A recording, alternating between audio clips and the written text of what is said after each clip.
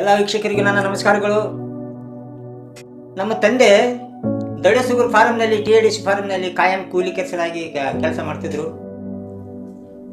ಆಗ ನಾವೆಲ್ಲ 11 ಮಂದಿ ಮಕ್ಕಳು, ಯಾವುದಕ್ಕೆ ಸಾಲ್ತಾ ಇರಲಿಲ್ಲ. ಆದ್ರೂ ನಮ್ಮ ತಾಯಿ ಸಹ ಕೂಲಿ ಕೆಲಸ ಮಾಡ್ತಾ ಬರ್ತಾರೆ. ತಾಯಿ ನೋಡ್ರಿ ನಮಗೋಸ್ಕರ ಎಷ್ಟು ಕಷ್ಟ ಪಡ್ತಾಳೆ ಅಂತೇಳಿ ತಾಯಂದ್ರಿಗೆ ಗೊತ್ತು, ನಿಮಗೂ ಮಕ್ಕಳಿಗೂ ಸಹ ಗೊತ್ತಿರುತ್ತೆ. ರಾತ್ರಿ ಹಗಲು ಎಲ್ಲ ದುಡಿದು ನಮಗೋಸ್ಕರ ಬಹಳಷ್ಟು ಮೆತ್ತಗಾಗಿರ್ತಾರೆ. ನಾವು ಏನು ಮಾಡಿದ್ರು ಅವರ ಋಣ ತೀರ್ಸಕ್ಕಾಗಲ್ಲ.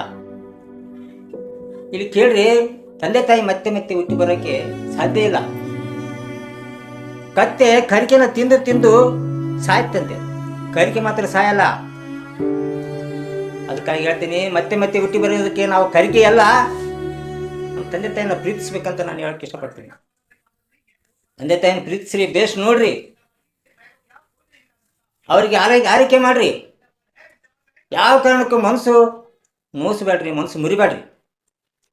ತಂದೆ ತಾಯಿಗಷ್ಟೇ ಅಲ್ಲ, ನಿಮ್ಮಲ್ಲಿ ಮಾಡುವಂಥ ಕೂಲಿ ಕೆಲಸಗಾರರಿಗೆ, ಮತ್ತು ನಿಮ್ಮ ಮನೆ ಅಂಗಳದಲ್ಲಿ ಕಸ ಬೆಳೆದುಕೊಂಡಿರೋಂಥವ್ರಿಗೆ, ಎಲ್ಲೇ ದಾರಿಯಲ್ಲಿ ಹೋಗುವಂಥ ಅಮಾಯಕರಿಗೆ, ಕಷ್ಟಪಡೋರಿಗೆ ಮನಸ್ಸು ನೋಸಕ್ಕೆ ಹೋಗ್ಬೇಡ್ರಿ, ಮನಸ್ಸು ಮುರಿಯೋಕೆ ಹೋಗ್ಬೇಡ್ರಿ.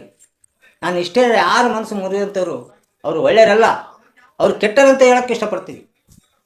ಅದಕ್ಕಾಗಿ ಹಿಂದಿಯಲ್ಲಿ ಒಂದು ಮಾತಿದೆ, ಮಂದಿರ್ ತೋಡೋ ಮಸೀದಿ ತೋಡೋ, ಕಿಸಿ ಕಾ ದಿಲ್ ನಾ ತೋಡೋ ಅಂತ ದೊಡ್ಡವರಂದಿದ್ದಾರೆ. ಲೈಕ್ ಮಾಡಿ, ಶೇರ್ ಮಾಡಿ, ಸಬ್ಸ್ಕ್ರೈಬ್ ಮಾಡಿ.